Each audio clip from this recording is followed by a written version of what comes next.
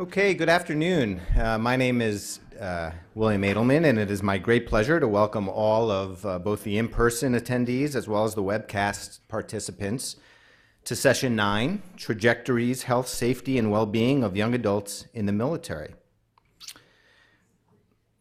The objectives for this session, which we thought about quite a bit in preparing the session, are actually included in the booklet.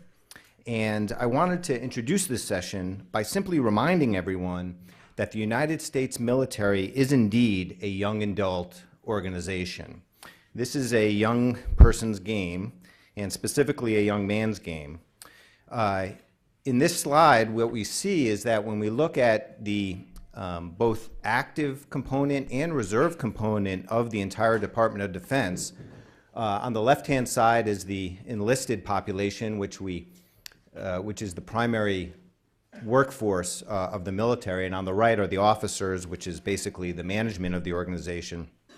We see that the bulk of our workforce are indeed within the young adult population. This becomes even more striking when compared to the civilian workforce, and a lot of the issues that were brought up yesterday are quite clear here. Indeed, as a proportion of the civilian workforce, young adults really make up the smallest proportion. In direct contrast, young adults are disproportionately the workforce within the military.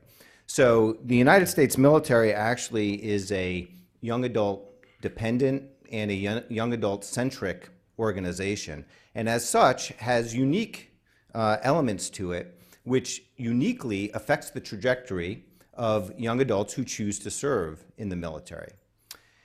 Many of the issues that their civilian counterparts deal with upon entry to the military as a young adult are not applicable.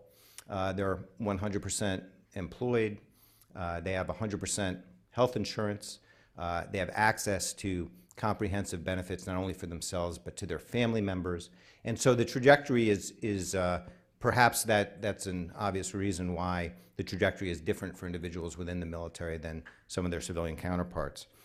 Once in the military, young adults face unique challenges which are specific to military service. And so today we are very pleased to explore those issues.